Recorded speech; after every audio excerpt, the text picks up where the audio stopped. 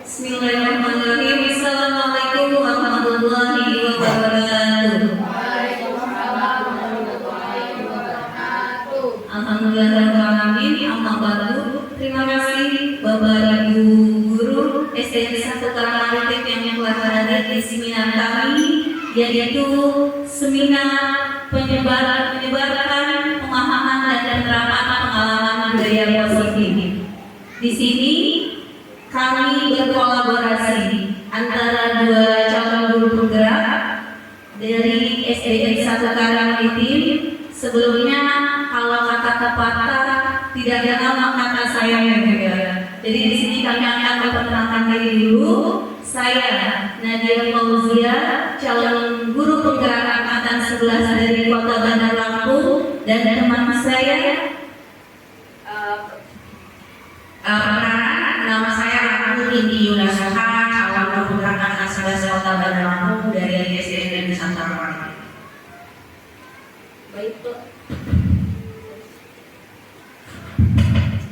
Baiklah, sebelum acara kita mulai, sebelumnya kita briefing dulu Bapak Ibu ya. Oke, Bapak Ibu semuanya dimohon berdiri.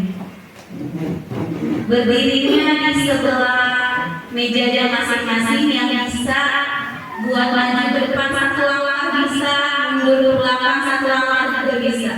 Oke, siap? Siap ya Bapak Ibu? Iya. Kalau saya bilang hai, jawabnya halo ya Bapak Ibu. Iya. Hai. Halo. Halo. Semangat pagi Bapak Ibu. Pagi. Oke. Ada dua pernyataan. Kalau saya bilang sebenarnya, berarti Bapak Ibu juga ikuti sebenarnya ya. Kalau saya bilang lompat ke depan, nanti kalau saya bilang lompat ke belakang, tapi kalau saya bilang sebaliknya, Ibu Bapak Ibu juga sebaliknya. Nanti saya bilang lompat ke depan, Ibu Bapak lompat. Oke, jelas ya. Oke, nah, lawannya siap. Oke, hebat ya. Apalagi itu yang paling depan, udah tua kamu masih energi. Oke, siap. Sebenarnya lompat ke depan. Mana suaranya Bapak Ibu? Kita pakai suara ulang lagi. Lompat ke depan. Lompat ke belakang. Lompat ke kanan. Sebaliknya. Lompat ke belakang. Lompat ke depan. Lompat ke belakang. Lompat ke depan. Kan sebaliknya. Oke, terima kasih Bapak Ibu. Silakan lagi. Oke, kita langsung. Sebelumnya di sini saya akan memperkenalkan fasilitator kami dan pengajar praktik setiap calon guru penggerak, yaitu saya Nadia Fauzia yang dibimbing oleh fasilitator Bapak Muhammad Anwar, dan pengajar praktiknya yaitu Ibu Lulu Yudisina Anggraini. Next, Bu Mimin. Dan teman saya Ibu Ratu Indi Nasuha, calon guru penggerak angkatan 11, yaitu pembimbing fasilitator Ibu Liswatari SPD, dan pengajar praktik Ibu Eka Pasmita dari MPD. Nah, di sini kita masuk materi yang pertama, yaitu pembelajaran dari penerapan konsep inti dari modul budaya positif serta pemahaman mengenai konsep-konsep inti dalam modul budaya positif. Nah, sekolah yang diibaratkan sebagai tanah tempat bercocok tanam, sehingga seorang guru perlu mengusahakan agar sekolah menjadi sebuah lingkungan yang menyenangkan, aman, nyaman untuk bertemu serta dapat menjaga dan melindungi setiap murid dari hal-hal yang kurang bermanfaat atau yang mengganggu perkembangan mereka. Dengan demikian, salah satu tanggung jawab seorang guru adalah bagaimana menciptakan suasana lingkungan positif yang terdiri dari warga sekolah yang saling mendukung, saling belajar, saling bekerja sama, sehingga terciptanya kebiasaan-kebiasaan baik yang ada di sekolah SDN 1 Karanganyar. Kita di sini sudah pernah menerapkan budaya positif, salah satunya adalah 5S: senyum, salam, sapa, sopan, santun. Next, Bu. Oke, di sini pendahuluannya. Mungkin di sini kita kasih lagi ya foto-foto ibu guru yang setiap pagi terpampang. Di sini memang di Karanganyar ini ada rutinitas pagi yang selalu kita kerjakan. Salah satunya memang sudah diliskan atau dijadwalkan oleh kepala sekolah untuk menyambut peserta didik datang. Ini adalah salah satu contoh budaya positif yang ada di SD 1 Karanganyar ini.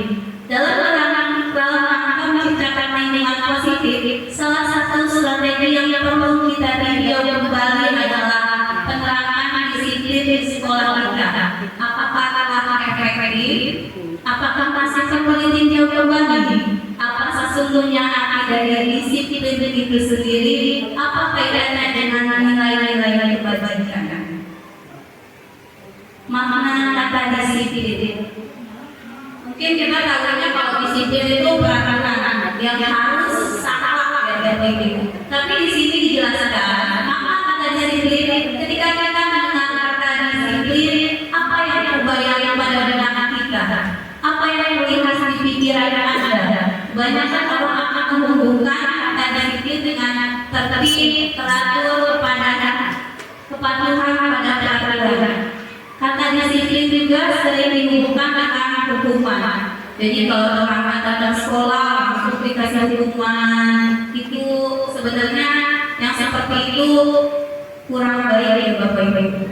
Jadi disiplin itu sendiri harusnya nanti kita bentuk menjadi keyakinan kelas yang dimana di antara guru dan peserta didik itu adanya komunikasi baik, terus persetujuan bersama dan tidak memberatkan peserta didik. Next, Bu Mede.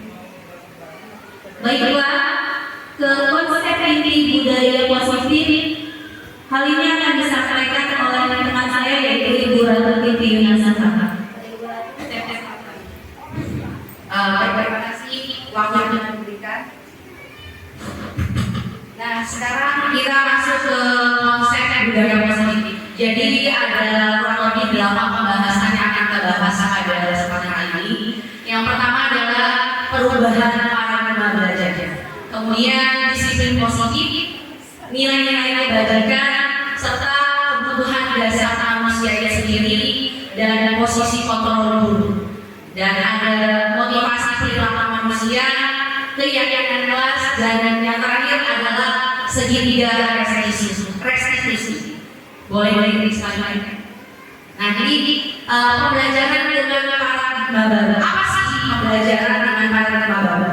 Nah, jadi ini adalah suatu pembelajaran yang dirancang berdasarkan prinsip pembelajaran berdiferensiasi. Nah, jadi sehingga peserta itu belajar sesuai dengan kebutuhannya masing-masing. Ya, jadi sesuai dengan perkembangan teori psikologi modern untuk mewujudkan profil pelajar Pancasila. Nah, apa sih dimensi-dimensi profil pelajar Pancasila? Ini yang seperti sudah kita ketahui sekarang ini bukan baru-baru lagi ya Bapak Ibu, apalagi di kurikulum mereka itu udah kaitan eratnya sekali dengan profil pelajar Pancasila. Jadi ada 6 dimensi yang mana kita harapkan ada pada diri anak atau peserta kita di sekolah. Jadi diharapkan anak-anak didik kita itu beriman, bertakwa kepada Tuhan Yang Maha Esa dan berakhlak mulia. Itu yang pertama.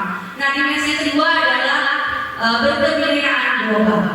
Yang ketiga bergotong royong, kelimanya berjalan kritis, dan yang terakhirnya adalah mandiri. Itulah 6 dimensi profil pelajar Pancasila yang diharapkan ada di tiap diri siswa-siswi kita yang ekspor. Boleh selanjutnya? Nah, sekarang kita masuk ke tahap selanjutnya ya. Miskonsepsi tentang teori kontrol. Nah, jadi teori kontrol ini berkaitan dengan ilusi guru tentang kontrol muridnya. Kemudian ilusi bahwa kritik dan membuat rasa bersalah itu mampu menguatkan karakter siswa-siswi kita. Dan ilusi yang ketiga adalah bahwa semua penguatan positif efektif dan bermanfaat. Dan yang terakhir ilusi bahwa orang dewasa itu berhak memaksa. Nah, inilah yang tanpa kita sadari sebenarnya kita melakukannya kepada anak didik kita. Nah, ini akan kita perbaiki nanti di tahap selanjutnya, dan kenapa hal tersebut ini menjadi hal yang salah gitu ya Bapak Ibu ya. Boleh selanjutnya menjadi. Nah, jadi mengubah paradigma stimulus respon ke pendekatan teori kontrol. Jadi ini ada dua ya, ada dua apa namanya pendekatan. Jadi yang pertama adalah stimulus respons, kemudian teori kontrol. Jadi yang kalau ditambah stimulus respons ini, kan dia realitasnya atau kebutuhan itu kita sama, belum. Ya, jadi ternyata teori kontrol itu kebutuhan kita itu berbeda. Ya. Kemudian yang kedua, semua orang melihat hal yang sama, tapi nyatanya di teori kontrol itu setiap orang itu memiliki gambaran berbeda, atau kalau bahasa kerennya sekarang itu point of view-nya, gitu ya. Kemudian kita mencoba mengubah orang agar berpandangan sama dengan kita, tapi seharusnya kita itu berusaha memahami pandangan orang lain tentang dunia. Jadi masih ada kaitan sama point of view tadi. Kemudian perilaku buruk yang kita lihat sebagai suatu kesalahan. Jadi ketika kita melihat anak melakukan suatu hal yang buruk, itu kita anggap dia salah dia. Tapi seharusnya di teori kontrol itu semua perilaku itu memiliki tujuan. Kenapa sih anak tersebut melakukan hal demikian? Pasti ada tujuannya, ada alasannya. Kemudian orang lain bisa kontrol saya kalau stimulus responsnya. Sedangkan di teori kontrolnya itu hanya Anda yang bisa mengontrol diri Anda sendiri. Jadi maksudnya kan kita beranggapan karena kita sebagai guru beranggapan kita mempunyai power atau kekuasaan atas diri yang mendidik kita. Tapi nyatanya adalah kita itu harus bisa mengontrol diri kita sendiri. Jadi kita nggak bisa merubah orang lain tanpa persetujuan dari orang itu sendiri. Ya. Jadi mau kayak mana kita merubah orang yang untuk berbuat baik, jika dari orang yang tersebut tidak punya kerelaan atau kesediaan diri untuk merubah dirinya, kita nggak bisa. Ya, kita nggak bisa merubah orang ini. Kemudian saya bisa mengontrol orang lain. Nah, jadi itu kan Anda tidak bisa mengontrol orang lain. Jadi berkaitan erat. Kemudian pemaksaan ada pada saat menunjukkan gagal. Jadi ketika kita menaiki siswa kita untuk melakukan hal-hal yang baik, kan biasanya kita merayunya ya, merayunya, mengiming-iminginya dengan sesuatu agar dia nggak berubah, gitu ya. Nah, ternyata kolaborasi dan konsensus itu menciptakan pilihan baru. Jadi sebenarnya kita harus membuat kesadaran pada diri anak tentang pilihan-pilihan yang ada. Kita coba diskusi gitu. Coba kalau misalnya kamu melakukan hal yang baik, kira-kira apa sih keuntungan buat diri kamu sendiri? Jika kamu melakukan hal yang buruk, coba pikirkan apa dampaknya. Jadi kita kasih dua gambaran seperti itu. Kemudian model berpikir tentang apa-apa. Nah, jadi ya model berpikir itu harusnya ya semuanya menang, nggak ada yang kalah, nggak ada yang menang. Saya menang, kalah, nggak ada. Jadi semuanya sama rata, sama kedudukannya itu menang. boleh dilanjutkan Bu Mary. Nah, jadi ini masuk ke pembelajaran ke bab 2 ya. Disiplin positif. Jadi disiplin positif ini disiplinnya saja berasal dari kata disiplina. Ya, bahasa Yunani, yaitu artinya belajar. Jadi disiplin ini mengacu pada disiplin diri yang memiliki tanggung jawab terhadap apa yang dilakukannya berdasarkan nilai-nilai yang dia yakini. Nah, jadi garis besarnya diri seseorang itu harus punya nilai-nilai keyakinan yang dia yakini sehingga dapat membuat dirinya untuk menjadi orang yang disiplin positif. Jadi harus punya nilai keyakinan. Nah, jadi ini merupakan salah satu cara penerapan yang bertujuan untuk menumbuhkan kesadaran serta memberdayakan peserta didik tanpa adanya imbalan, reward ataupun hukuman. Jadi kalau kita selama ini di kelas masing-masing, ternyata gak selamanya hukuman itu baik dan tidak selamanya penghargaan itu juga baik. Nah, jadi harus ada beritahu ya kapan sih hal itu dikatakan baik. Nah, itu nanti di next penjabaran selanjutnya. Nah, jadi sebagai pendidik itu tujuan kita adalah untuk menciptakan peserta didik yang memiliki disiplin diri sehingga mereka berperilaku mengacu pada nilai-nilai kebajikan universal dan memiliki motivasi intrinsik dalam perubahan perilaku ke arah yang lebih baik. Boleh selanjutnya?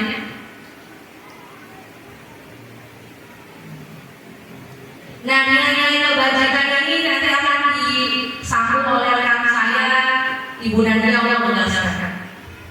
Terima kasih Bu Rata atas waktunya. Di sini saya akan melanjutkan nilai-nilai kebajikan, nilai yang disepakati bersama lepas dari suku bangsa, agama, bahasa maupun latar belakangnya. Di sini ada 3 contoh nilai kebajikan institusi atau organisasi. Yang pertama sudah tidak asing lagi ya Bu, seperti profil belajar Pancasila yang tadi dijelaskan oleh Ibu Ratu tentang basicnya, beriman, bertakwa pada Tuhan Yang Maha Esa, berakhlak mulia, berpikir kritis, mandiri, dan kebinekaan global. Dan yang kedua yaitu program PIBB, toleransi, rasa hormat, integritas, itu nilai-nilai yang ada di program PIBB. Dan yang terakhir yaitu keterampilan hidup, dapat percaya, lurus, hati, dan tidak merendahkan orang lain, memberikan yang terbaik dari diri, mendengar, yang aktif. Next.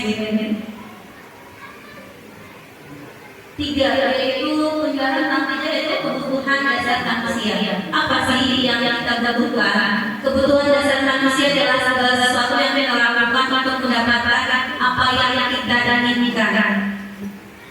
Seluruh tindakan yang kita lakukan memiliki tujuan tertentu dan semua usaha terbaik yang kita lakukan adalah dalam rangka agar kebutuhan dasar kita terpenuhi dengan baik. Ini adalah kebutuhan dasar manusia yang menjabarkan dari 5. Ya, yang pertama yaitu rasa ingin menguasai. Itu pasti ada di setiap diri manusia masing-masing. Yang pertama, bertahan hidup. Kita itu pasti di sini semuanya bertahan hidup. Kebutuhan dasar kita itu yaitu bertahan hidup. Yang kedua, kasih sayang yang rasa diterima. Kita dimanapun tempat, tapi pasti kita ada menyayangi dan disayangi oleh orang lain. Yang ketiga, penguasaan. Itu adalah kebutuhan dasar manusia yang ada pada diri masing-masing.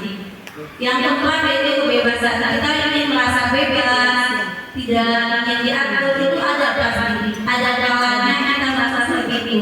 Dan yang terakhir yaitu kesenangan. Ini adalah 5 kebutuhan dasar yang ada pada diri kita masing-masing. Next.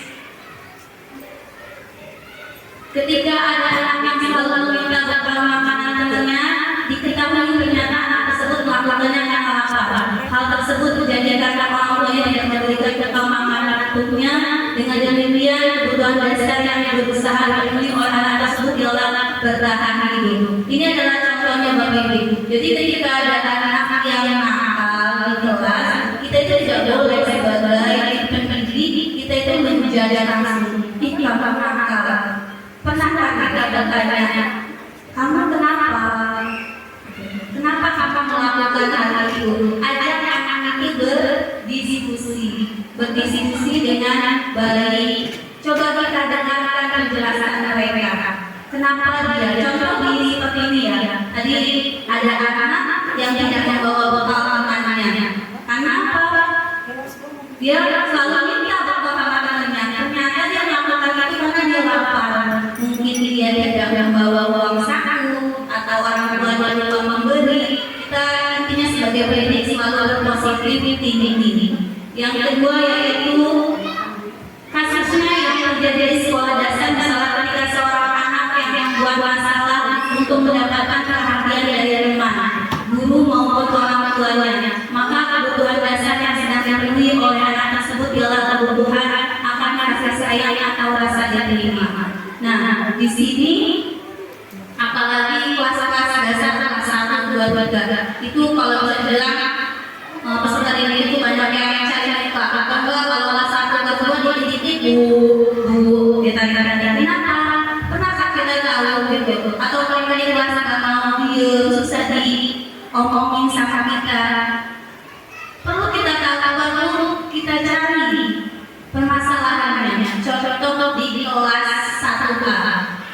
Contoh kecil ada anak yang setiap belajar dia tidak pernah ngomong. Dia selalu aktif. Dia selalu mencari perhatian gurunya. Karena kalau dia ingin gurunya itu berpesan pada dia, sedangkan kita sebagai pendidik tidak bisa untuk berfokus pada satu anak. Karena kita dititipkan, diamanahkan satu kelas itu minimal 28 atau banyaknya sampai 30 peserta didik. Seperti itu Bapak Ibu. Yang ketiga yaitu ketika ada anak yang senang menggagal temannya, anak tersebut merasa jika ekspresi temannya saat asal terlihat lucu, maka yang tidak berusaha dia penuhi adalah kebutuhan akan kesenangan. Nah mungkin ada di kelas Bapak Ibu yang hobinya suka menjajah teman. Ketika temannya berani dia senang, wah berhasil gitu. Jadi jangan dianggap positif hal seperti itu. Coba ajak ngobrol mereka. Ada apa dengan mereka? Gali. Jadi mereka pun merasa dihargai. Selanjutnya begini. Yang keempat, contohnya anak yang selalu diberikan bekal makanan dengan menu yang sama setiap hari oleh ibunya. Di sekolah dia membantu membuat masalah dengan mengambil paksa bekal dari makanannya. Hal tersebut dia lakukan karena ingin mencoba makanan temannya yang beraneka ragam. Maka kebutuhan yang berusaha dipenuhi oleh anak tersebut ialah kebutuhan akan kebebasan. Ya, jangankan anak-anak kita dari yang sudah tua-tua ya, maksudnya kalau makan tiap hari itu aja bosan ya. Apalagi anak kecil, apalagi ini melihat bekal namanya itu yang kuning atau yang berwarna-warni atau giginya yang diterima membekali dengan kreatifannya dikasih yang sekarang gambar-gambar gitu. Pasti mereka merasa ini kok teman aku enak ya. Wah aku tiap hari makannya ayam.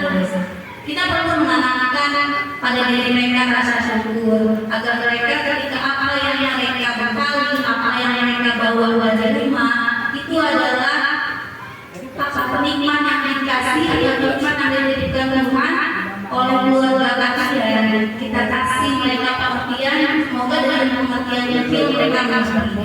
Yang kelima yaitu contohnya adalah apabila ada anak yang merasa hebat setelah mengganggu temannya, anak-anaknya jadi takut dan menuruti keinginannya, maka anak tersebut sudah berusaha memenuhi kebutuhan dasarnya akan kekuasaan. Kalau bisa dibilang bullying juga. Jadi merasa paling hebat, merasa paling gagah. Nah ini di sini kita akan memberikan penjelasannya bahwasanya hal seperti itu tidak benar. Jadi walaupun kita sebagai pendidik tidak boleh langsung menjadi kamu nggak boleh gitu, kamu nggak boleh, jangan bahasanya diyakini menjadi kalimat yang positif. Oke, yang selanjutnya yaitu kembali lagi ke teman saya tentang motivasi intrinsik yang disampaikan Ibu Dr. Titi Lusaka. Ya, terima kasih sudah lihat fotonya. Jadi kita lanjutkan ke materi selanjutnya ya Bapak Ibu. Yang ketiga adalah kebutuhan dasar manusia. Jadi apa sih kebutuhan dasar manusia?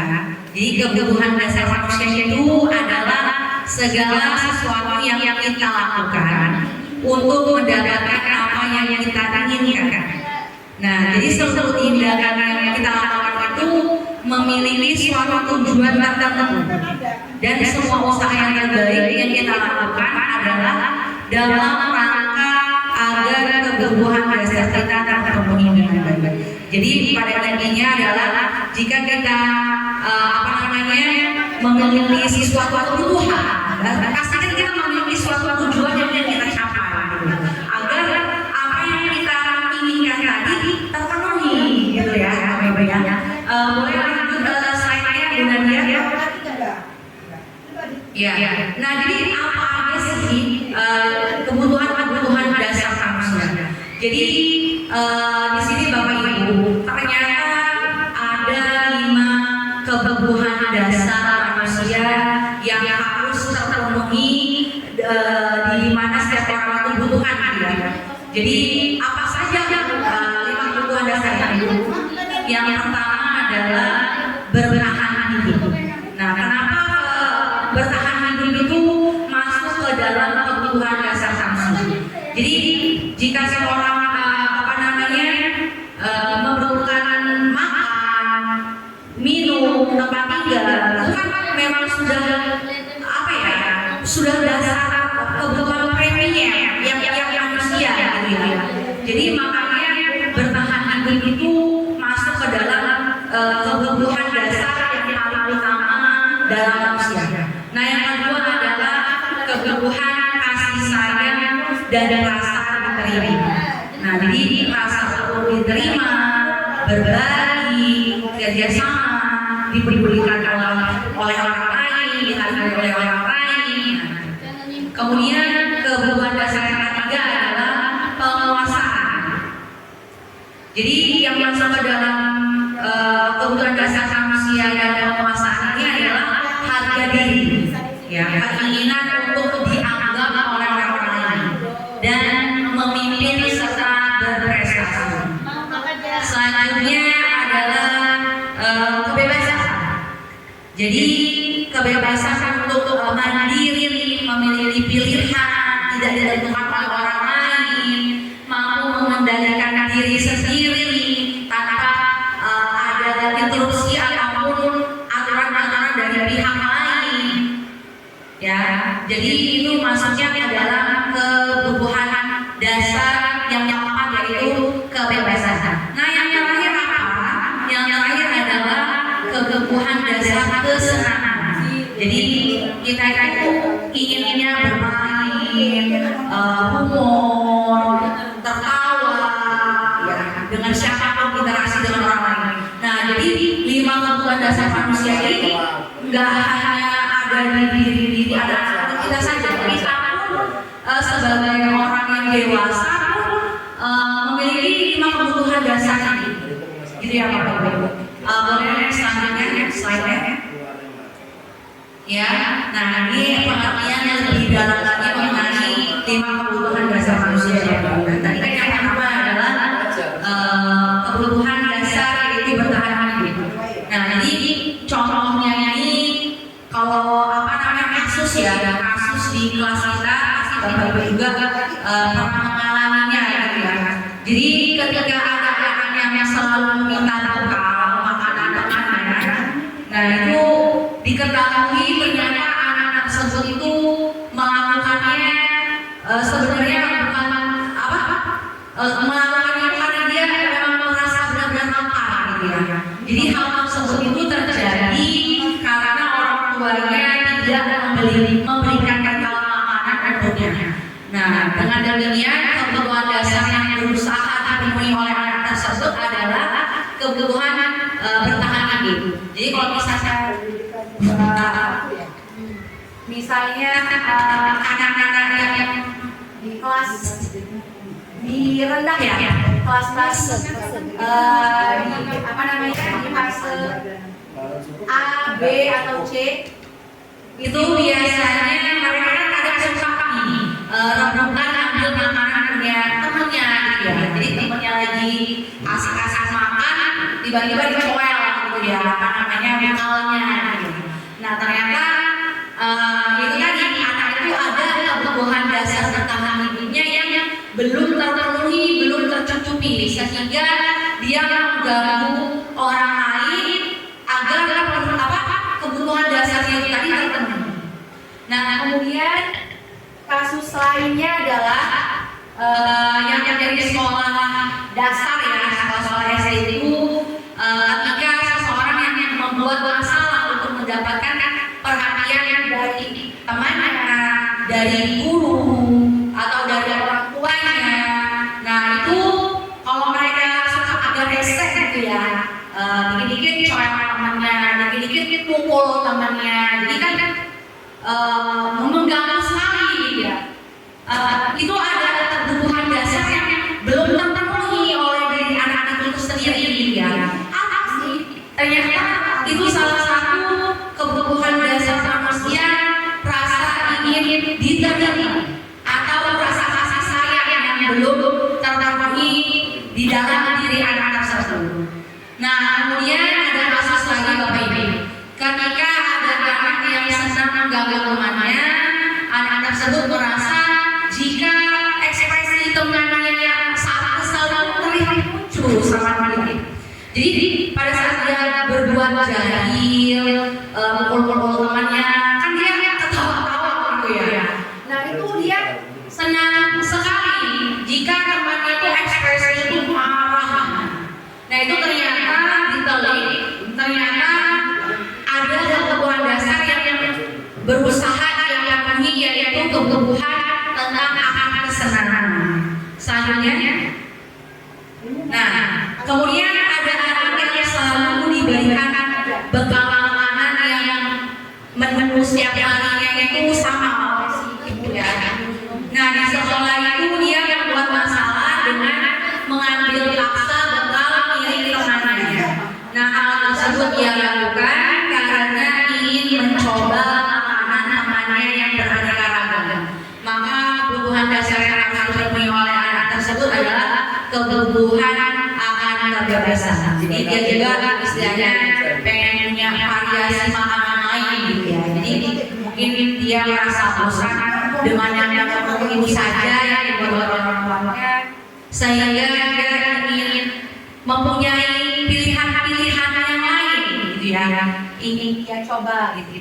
Kemudian yang terakhir adalah apabila anak yang merasa hebat setelah mengganggu temannya karena temannya menjadi takut, kemudian dia menuruti keinginannya, maka anak tersebut sedang berusaha memenuhi kebutuhan dasarnya, yaitu kekuasaan. Jadi kalau ada anak di kelas kita Bapak Ibu yang suka perintah-perintah gitu ya, merintah temannya, ambil sana, ambil sini gitu ya, padahal posisinya itu mungkin benda atau barang tersebut itu dekat gitu dengan dia, tapi dia masih mau nyuruh orang lain, nyuruh temannya gitu. Jadi di situ dia berusaha ingin mempunyai kekuasaan gitu atas diri teman-temannya, sehingga dia mengatur orang lain gitu ya Bapak Ibu. Next. Nah lanjutannya adalah tentang motivasi perilaku manusia. Jadi apa saja sih perilaku yang mendasari tindak laku dari seseorang itu? Jadi ada tiga ya Bapak Ibu. Ada tiga motivasi perilaku manusia itu. Yang pertama adalah dia untuk menghindari ketidaknyamanan dan hubungan. Nah, yang kedua adalah dia untuk mendapatkan imbalan atau penghargaan dari orang lain. Nah, yang terakhir ini adalah untuk menjadi orang yang mereka inginkan dan menghargai diri sendiri dengan nilai-nilai yang mereka percaya. Nah, jadi dari ketiga motivasi perilaku manusia ini Bapak Ibu, ini ada faktor eksternal dan internal. Jadi untuk menghindari ketidaknyamanan dan hukuman serta untuk mengharapkan imbalan atau penghargaan, ternyata ini masuknya ke dalam motivasi ekstremis, yaitu karena ada dorongan dari pihak lain sehingga dia melakukan hal tersebut. Jadi bukan memang udah ada dalam diri dia sendiri. Kemudian yang terakhir adalah untuk menjadi orang yang mereka inginkan, diri mereka sendiri inginkan, untuk menghargai diri mereka sendiri terhadap nilai-nilai keyakinan apa yang mereka yakini. Nah, ini adalah motivasi intrinsik. Jadi timbul karena pure kesadaran diri mereka sendiri. Tidak ada paksaan, tidak ada dorongan dari pihak manapun selain diri dia sendiri. Nah, jadi boleh dilanjut. Nah, jadi kalau apa namanya? Kalau misalnya motivasi intrinsik itu timbul atas keinginan diri dia tanpa ada motivasi dari luar, itu akan bertahan lebih lama Bapak Ibu.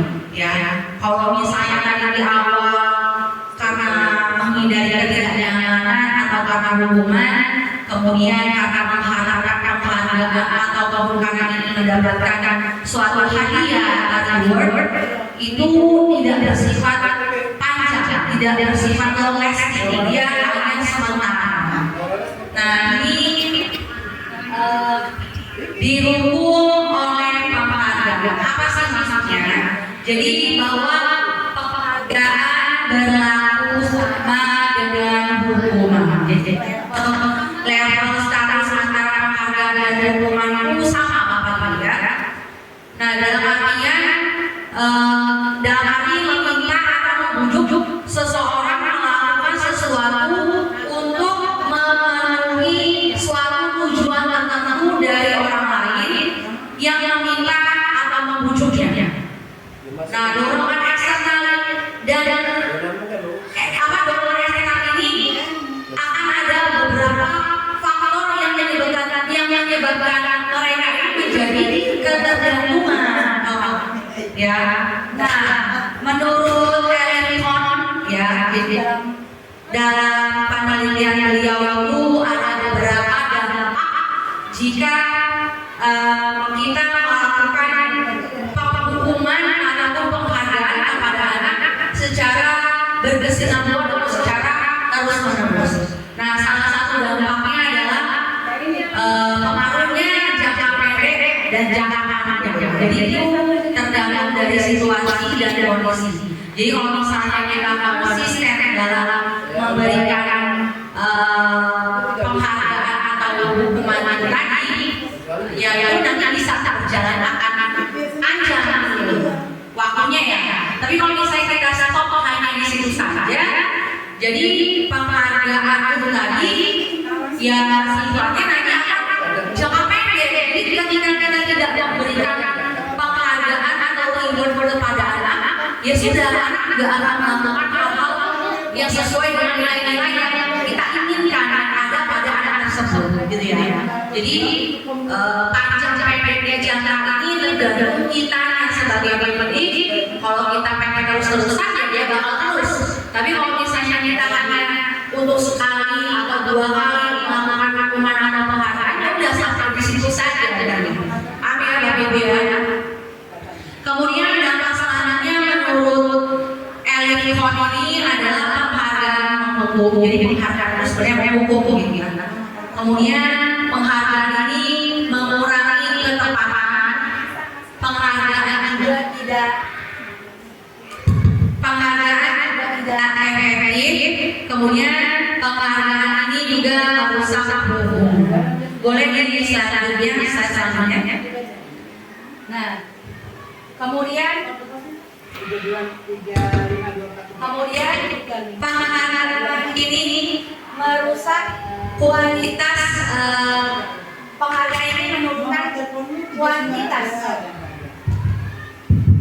Penghargaan ini menurunkan kualitas, kemudian mematikan kreativitas anak. Jadi benar. Kemudian penghargaan juga mengurangi motivasi intrinsik. Nah itu tadi yang tujuan ambil kita sebenarnya ingin menimbulkan motivasi intrinsik dari tiap-tiap diri anak-anak. Jadi kalau kita keseringan memberikan penghargaan, penghukuman, itu akan mematikan motivasi intrinsik yang tadi kita timbulkan dari anak-anak. Ambil ya. Oke. Boleh lanjut Bu slide selanjutnya. Nah ini ada contoh pengakuan atau apresiasi kebajikan. Jadi kalimat pembukanya itu kemarin saya perhatikan. Pernah apa Ibu di kelas? Iya. Jadi misalnya kalau ada apa namanya anak-anak yang kita anggap bermasalah gitu ya, atau mungkin dia tidak melakukan kebiasaan sebagaimana biasanya dia, gitu ya. Biasanya anaknya ceria, gitu ya, tertawa, yang gembira, suka loncat sana loncat sini. Tapi kok tiba-tiba dia ini kayaknya lesu banget gitu ya, sedih gitu ya. Pasti kita kan penasaran, jadi kita coba untuk menggali gitu, mencari informasi kenapa sih anak tersebut seperti ini pada hari itu gitu ya. Jadi misalnya kita kemarin nanya, nah Bu Guru perhatikan kok kayak kamu hari ini merenung ya, apa sedih gitu ya, ada apa nah? Dari sikap kita menanyakan hal itu ternyata itu memiliki nilai kebajikan. Apa sih? Ternyata itu menunjukkan rasa empati kita sebagai guru kepada anak didik kita, ya. Atau misalnya dia tiba-tiba marah gitu ya, gak pernah nih biasa itu marah sama temannya, tiba-tiba sepanjang hari itu dia ngoceh aja, apa marah gitu. Nah itu kita bisa bertanya, nah kenapa guru perhatikan kok kayaknya kamu ini tidak seperti biasanya, kemarin kamu kayaknya ceria, kenapa tiba-tiba gitu marah-marah? Jadi mungkin ada problem atau suatu masalah yang sedang dihadapi oleh orang. Nah lanjut, pembukanya adalah bisa dengan dimulai saya menghargai. Jadi misalnya juga anaknya dalam situasi pada saat anak-anak itu membantu pekerjaan temannya mungkin dengan mengajari menjadi tutor sebaya gitu ya. Jadi kita memberikan kalimat pembuka, Bu Guru menghargai atas kerja keras kamu selama ini yang membantu Ibu Guru dalam apa ya, menerangkan atau membantu menerangkan pelajaran kepada temannya gitu ya. Jadi kita membuka kata dengan saya menghargai. Nah itu ternyata nilai kebajikannya adalah menunjukkan bahwa kita memiliki rasa kepedulian juga terhadap anaknya. Kemudian terima kasih. Nah, itu tadi sama ke masalah yang sebelumnya. Jadi kita ucapkan terima kasih kepada itu nilai kebajikannya adalah rasa tanggung jawab atas apa yang mungkin telah dilakukan anaknya ya, dalam menyelesaikan segala tugas-tugas yang sudah diberikan. Boleh selanjutnya Bu? Nah ini Bapak Ibu. Jadi kita kan pasti punya peraturan ya Bapak Ibu ya, punya peraturan sekolah, punya peraturan kelas gitu. Nah setiap peraturan itu juga kan pasti kita juga membuat apa ya, ada konsekuensinya gitu dari tindak laku yang sudah dilakukan, baik diri kita sendiri ya ataupun peserta didik di sekolah. Nah ternyata hukuman ini itu dia sifatnya tidak terencana atau dia tiba-tiba, jadi tanpa didiskusikan terlebih dahulu biasanya. Jadi begitu momen terjadi di sana di salah satu apa namanya tidak membawa PR gitu ya ke dalam. Jadi kan kita biasanya spontan gitu ya. Jadi ketika anak menghampiri kita, Bu maaf PR saya ketinggalan gitu. Kan kita langsung tanpa diskusi dulu kan sebelumnya kita langsung memberi pengumuman. Oh kalau bapak udah sana keluar kelas sana. Apakah kerja ini halaman sekian sampai buku habis di sana. Ini misalnya ya, nggak juga ya pas nulis buku sampai habis ke sana. Nah itu contoh. Jadi dia sifatnya hukumannya itu biasanya langsung spontan tiba-tiba tanpa direncanakan terlebih dahulu. Kemudian murid itu juga biasanya tidak tahu apa yang akan terjadi atau tidak dilibatkan. Jadi hanya bersifat satu arah. Itu kan ini contohnya. Kita langsung ketika anak itu tadi menghampiri kita, kalau dia bawa kerja kan kita langsung tok itu kan masih sehingga. Yuk langsung keluar kerjaan apa namanya di depan.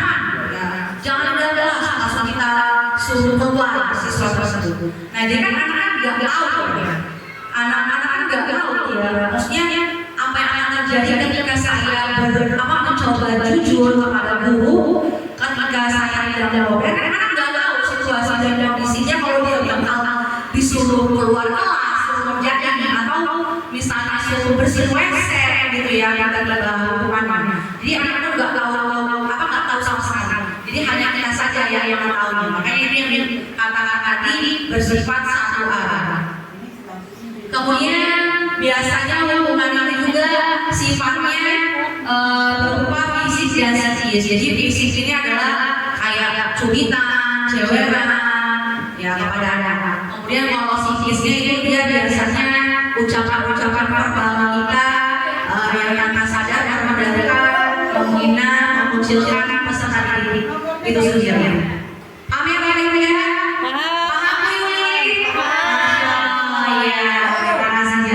Ayo ngaku ini siapa yang sering melakukan hukuman di kelas? Saya. Ya, aduh, Masya Allah. Emang Bapak Ibu ya, jadi semenjak belajar ini saya sebenarnya berkaca, jadi ada malu sendiri gitu ya.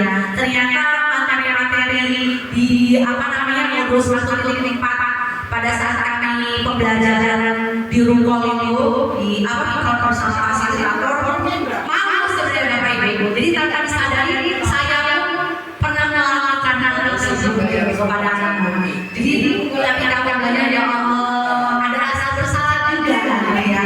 Jadi ternyata selama ini yang saya lakukan belum sepenuhnya benar. Jadi semoga nanti ke depannya memberikan perubahan pada yang diri para pendidik khususnya saya pribadi bisa merubah tingkah laku kita dalam mendidik bersama ini untuk membimbing peserta didik menjadi lebih baik lagi ya Bapak Ibu ya.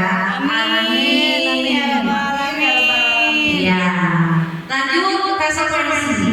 Nah konsekuensi ini sifatnya terencana Bapak Ibu, jadi lain dari hukuman tadi. Kalau konsekuensi ini biasanya disepakati sesuai peraturan. Jadi kita itu kan biasanya berkumpul dulu ya sebelum membuat suatu peraturan. Itu biasanya kita berkumpul dulu, berdiskusi terlebih dahulu untuk menemukan peraturan yang akan disepakati.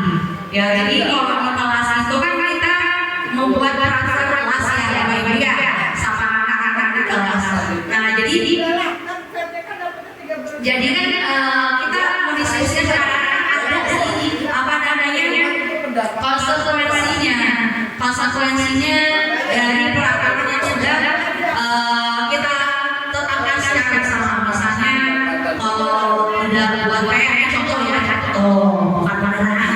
Jadi misalnya kalau anak-anak yang tidak mengerjakan PR atau telah membawa PR, misalnya konsekuensinya suruh kumpul penghapus misalnya, penghapus gitu ya satu.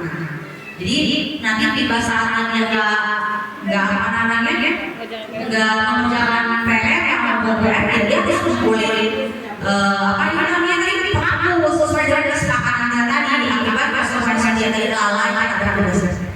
Gitu ya, ini contoh ya ada Bapak-Ibu enggak.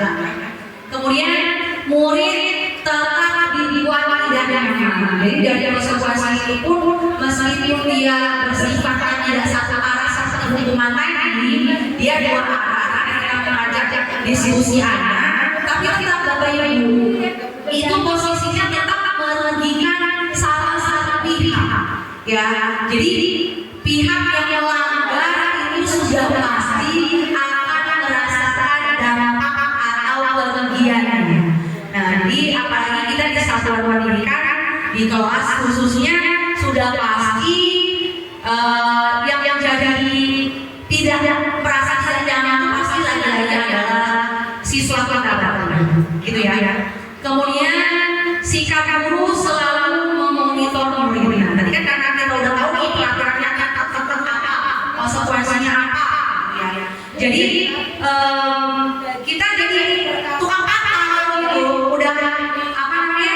Misalnya ada tugas nih, udah tahu nih ada PR ya, ada PR hari ini mau dikumpulkan. Jadi guru itu pasti sudah otomatis, ayo siapa yang tidak membawa PR, gitu kan?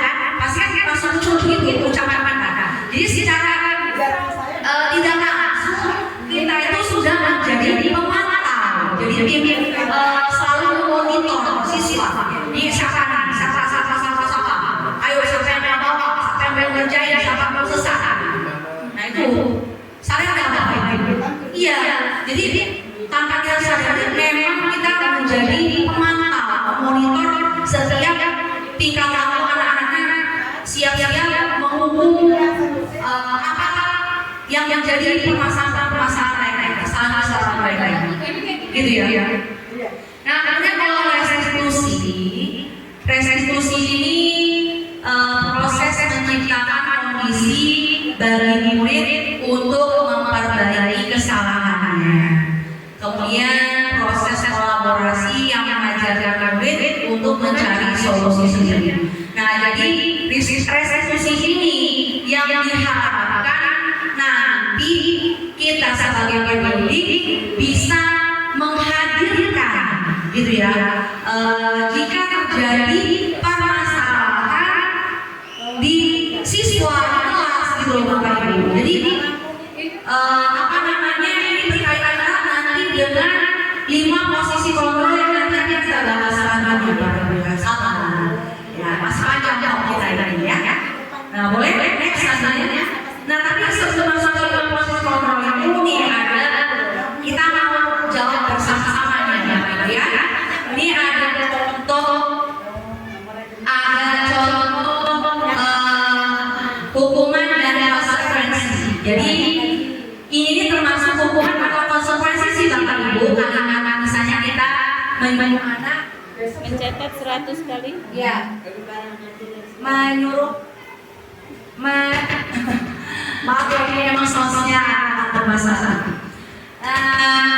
Jika kita menyuruh anak mencatat 100 kali di dalam bukunya, yaitu kalimat saya tidak akan terlambat lagi. Jadi kenapa dia bisa tulis itu? Ya karena dia tidak terlambat. Jadi kita buku memberitahu udah pasti mohon maaf. Jadi tidak ada apa saya tidak akan terlambat lagi, itu masuknya ke dalam hukuman atau konsekuensi? Hukuman. Apa? Iya boleh apa? Hukuman. Iya, nah, ini maksudnya kita konsekuensi atau hukuman kalau kita nyuruh anak nulis 100 kalimat. Hukuman. Ayo Hukuman.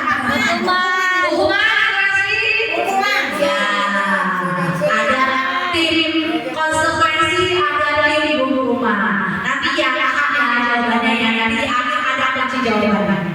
Kemudian lari mengelilingi lapangan basket 2 kali karena terlambat akhir di sekolah.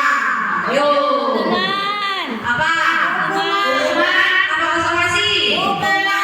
Hukuman. Rata. Semuanya hukuman. Oke. Lanjut. Murid diminta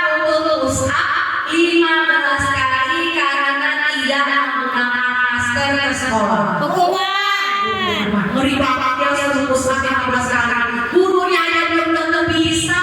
Coba. Kenapa? Oh, ya kalau guru olahraga kedua, kita yang jarang olahraga. Waduh, satu kali aja nggak kapan ya Bapak Ibu ya. Kemudian menggantikan kertas tugas teman yang telah tercoret-coret oleh dirinya. Itu konsekuensi atau belum? Konsekuensi. Konsekuensi. Iya, yang mengganti konsekuensi. Oke, tepuk tangan dong. Iya, terima kasih Bu Neni dan yang lain. Kemudian membersihkan tumpahan air di meja tulis karena tersenggol saat belajar. Ayo Bapak. Konsekuensi. Konsekuensi. Oke. Kemudian apa lagi? Murid disuruh untuk mengenakan sepatu seharian di sekolah. Murid disuruh untuk mengenakan Sepatu sehari. sepatu seharian. Mungkin sama halnya. Murid tidak disuruh mengenakan sepatu seharian di sekolah karena tidak mengenakan sepatu seharian.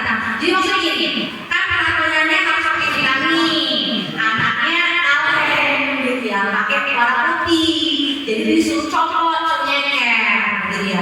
Nah itu termasuk hukuman atau Hukuman. hukuman. Oke. Kemudian lari mengelilingi lapangan basket 2 kali lapangan karena menambah 10 menit untuk pelajaran PJJ. Tuh, happy, patah tuh.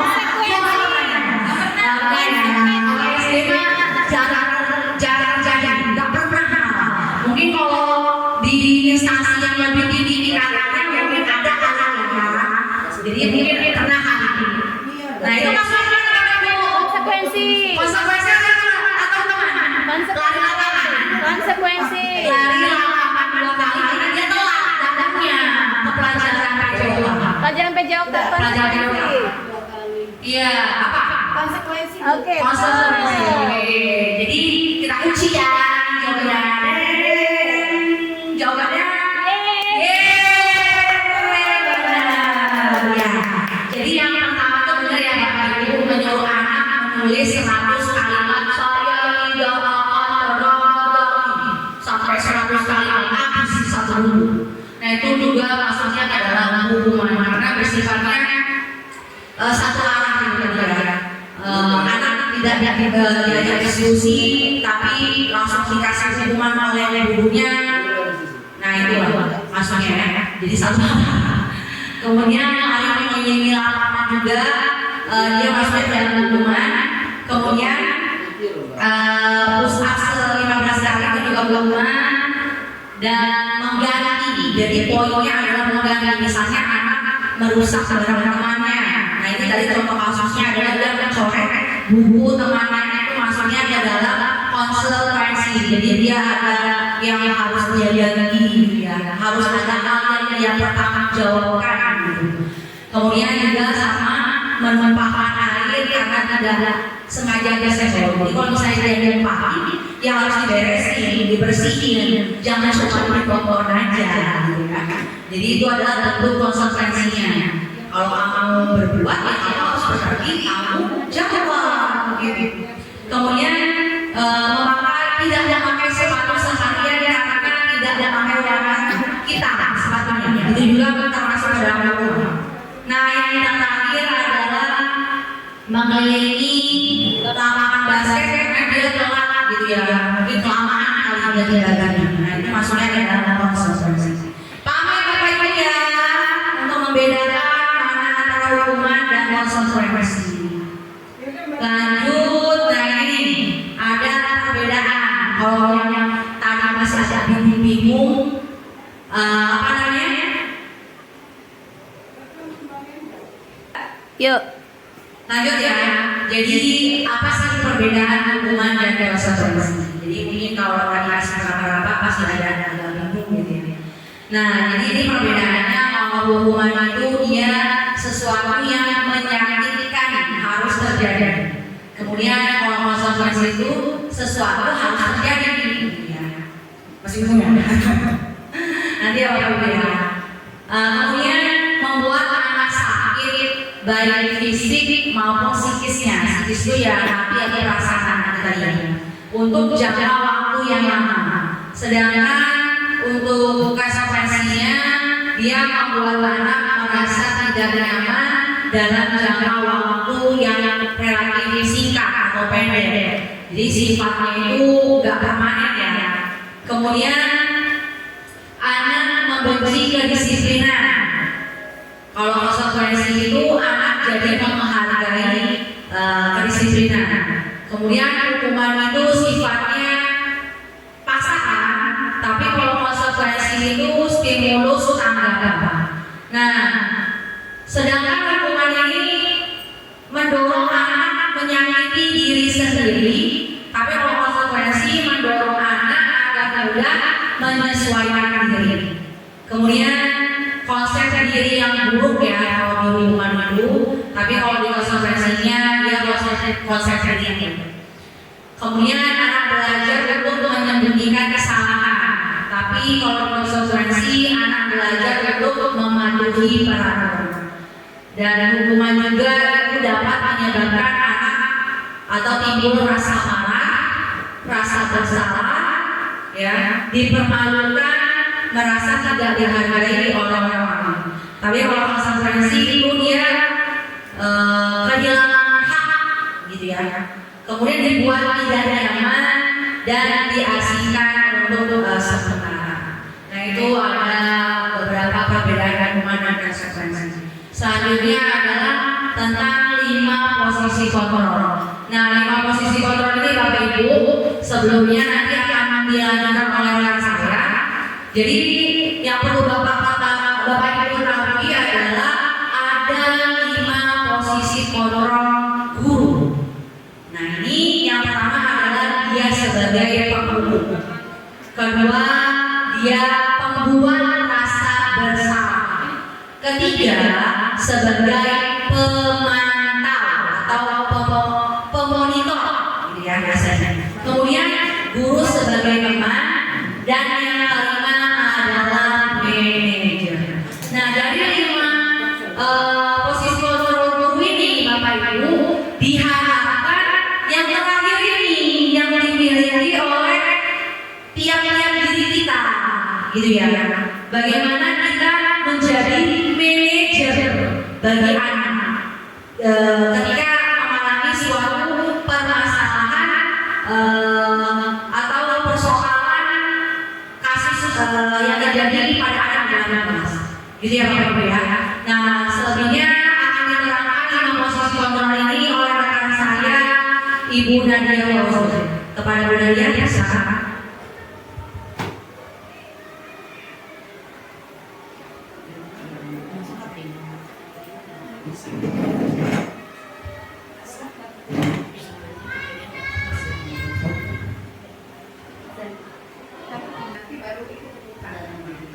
Baik, terima kasih kepada teman saya yaitu Ibu Ratu. Di sini saya akan menjelaskan 5 posisi kontrol guru. Masih semangat Bapak Ibu ya? Alhamdulillah. Luar biasa ya. Saya selalu dengar guru SDN Sekarang Maritim sih bukan membanggakan sekolah sendiri ya. Tapi memang saya selalu dengar kepentingan guru itu guru SDN Sekarang Maritim itu luar biasa.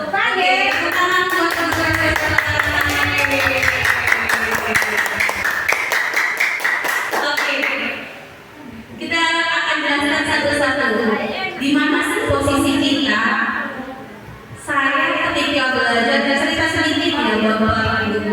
Ketika belajar tentang 5 posisi kontrol guru ini, ketika saya melihat videonya saya tersenyum sendiri. Karena jujur dari kelima ini saya pernah merasakan saya di posisi mana dan saya berbuat seperti apa. Yang pertama yaitu penghukum, yang kedua membuat rasa bersalah, yang ketiga pemantau, keempat teman, yang terakhir manajer. Tadi mungkin sudah dijelaskan oleh Ibu Ratu. Dari 5 posisi kontrol ini yang sangat ditekankan yaitu yang nomor 5 yaitu manajer, di mana nanti kita sebagai peserta pendidik kita itu ditekankan untuk bisa menjadi manajer dalam suatu kelas ya Bapak Ibu ya, dalam sekolah terlalu luas. Karena kita kan di sini guru-guru semua, jadi di kelas jadi manajer buat peserta didik kita. Manajer seperti apa? Ketika mereka membuat kesalahan, kita itu tidak menghukum mereka, tidak membuat rasa bersalah mereka. Jadi kita tanyakan apa sih, kenapa dia begitu, ada nggak sarannya, kasih dia waktu atau kasih dia jeda untuk dia mengungkapkan perasaan dia. Jadi kita sebagai pendidik, kita harus jadi pendengar yang baik untuk peserta didik kita. Oke, lalu next. Contoh penerapan 5 posisi kontrol guru. Yang pertama, di sini kasusnya siswa tidak membawa buku. Ini terjadi ketika saya 2 minggu yang lalu pembelajaran di kelas 5. Nah, di kelas 5 itu ketika saya setelah ice breaking, setelah itu biasa kita mengulang pembelajaran dulu, mengingat mata pelajaran yang lalu. Saya keliling. Ketika saya keliling, saya menemukan satu peserta didik saya yang tidak membawa buku dan dia asik dengan kertas origaminya. Sebelum saya keliling, saya memperhatikan kenapa anak ini tiba-tiba tertunduk, yang lainnya langsung gercep ya Bapak Ibu, membuka buku. Saya hampiri anak itu, saya bertanya. Jadi itu jadi jangan ketika dia ada anak yang tak berbuku, kita datang, kita modern, jadi membuatlah suasana kelas itu nyaman dulu. Jangan nanti ketika kita datang duduk, ayo anak-anak buka halamannya, udah bukan zaman seperti itu lagi. Jadi ketika kita semuanya masuk ke dalam kelas, kita hidupkan suasana kelas, kita bikin mereka, oh ternyata belajar itu menyenangkan loh. Oh ternyata ketemu ibu guru, bapak guru itu bikin kita happy loh. Kita bangun anak-anak baru. Jadi jadilah kita sebagai pendidik yang selalu didirikan kehadirannya oleh peserta didik kita. Nah, di sini contoh dari penghukum push up 50 kali. Wow. Kalau guru olahraga mungkin ya, kalau guru olahraga kuat. Kalau kita jangankan anak gurunya ada suruh push up 5 kali, mungkin dia ngos-ngosan Bapak Ibu ya. Nah, suruh push up tiba-tiba bawa buku, kayaknya terlalu ya. Nah, kalau contoh yang kedua itu pembuat rasa bersalah. Jadi bagaimana contohnya? Kita ngomongnya pelan-pelan, tapi bikin perasaan hati anak itu merasa bersalah. Itu sebenarnya tidak baik. Walaupun bahasanya lemah lembut, tapi ngerasa anak itu sampai rumah melamun. Senang Bapak Ibu bikin anak seperti itu? Tidak ya Bapak Ibu? Ya. Nah, di sini ada kalimatnya itu berapa kali ibu sudah bilang memberitahu kamu, tapi masih mengecewakan ibu. Pasti anak langsung diam atau duduk aja. Jangan bikin merasa anak itu seolah kayak diri dia bersalah, tidak ada besok tidak bisa berubah. Jangan membuat peserta didik seperti itu ya Bapak Ibu ya. Oke, next. Yang ketiga, nah ini boleh Bapak Ibu, kita sebagai guru menerapkan posisi kontrol sebagai teman. Jadi walaupun kita guru, walaupun kita umur kita berbeda jauh, kita ada kalanya sebagai pendidik itu menjadi teman buat mereka di kelas. Jadi kita tidak menghukum ketika dia salah, kita jadi teman dia. Contohnya apa? Ayo dong ikutin aturan sekolah, tolong bantu ibu ya. Ya sudah, tidak apa-apa, lain kali jangan diulang lagi. Nah, mungkin dengan kalimat seperti itu, anak itu merasa ibu guru itu kayak teman aku ya. Ibu guru itu menyenangkan ya. Aku salah aja, aku tuh diajak ngobrol. Jadi kayak teman, pasti anak itu sampai ketika sampai rumah itu baik-baik aja cerita ke orang tuanya.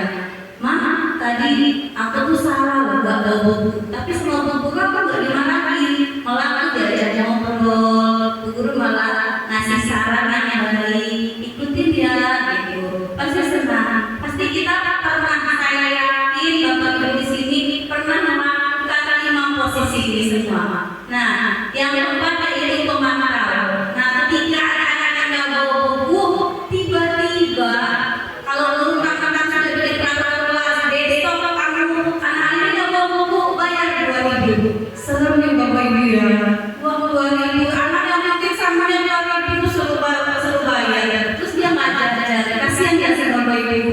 Kasihan kan? Ya mungkin bisa dengan cara yang lain. Yang terakhir yaitu, nah ini yang ditekankan kepada kita yaitu posisi manajer.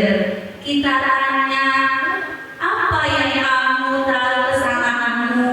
Kira-kira bagaimana kamu memperbaiki kesalahanmu? Contoh, tadi ada anak yang tidak bawa buku. Nah, jangan langsung ditanya dulu, kenapa? Kamu kenapa tidak bawa buku? Alasan dia jangan ketika kamu nanya, ini seolah guru mengatakan guru yang paling kuasa memilih kelasnya ke beberapa meja. Itu contoh yang tidak baik. Maka dari itu seharusnya ketika kita menjadi manajer, kita bertanya dulu, kenapa Mak hari ini tidak membawa buku? Kita dengarkan penjelasannya apa sih? Penjelasannya bagaimana kenapa dia tidak bawa buku?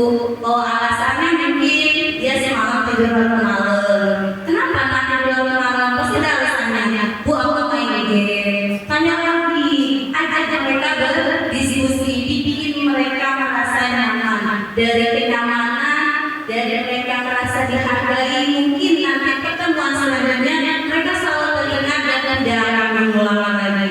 Bisa ya Bapak Ibu ya, kita praktekkan dalam kelas ya. Insya Allah. Siap. Alhamdulillah, memang guru-guru luar biasa. Iya, insya Allah kita bisa terapkan 5 posisi guru ini di dalam kelas. Amin. Next guru.